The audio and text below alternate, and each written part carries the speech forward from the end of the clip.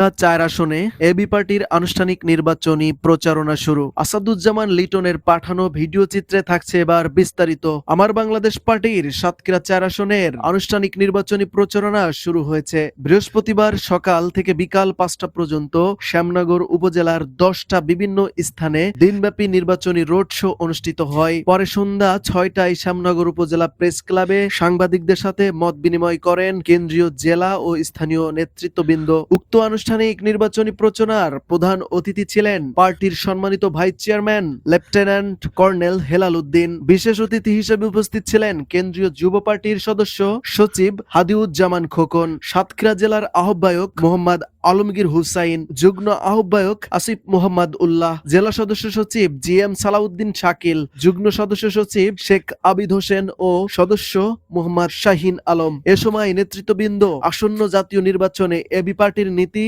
আদর্শ ও জনকল্যাণমূলক পরিকল্পনা জনগণের মাঝে তুলে ধরেন। তারা জনগণের আস্থা, অংশগ্রহণের মাধ্যমে পরিবর্তনের রাজনীতি প্রতিষ্ঠার আহ্বান জানান। নির্বাচনী রোড শো চলাকালে স্থানীয় জনগণের মধ্যে উৎসাহ উদ্দীপনা লক্ষ্য করা যায়। শ্যামনগর উপজেলা সদর সহ বিভিন্ন ইউনিয়নে পথসভা, লিফলেট বিতরণ ও শুভেচ্ছা বিনিময়ের মাধ্যমে প্রচারণা কার্যক্রম সম্পন্ন হয়। রুবেল শেখ, দৈনিক বিডি খবর।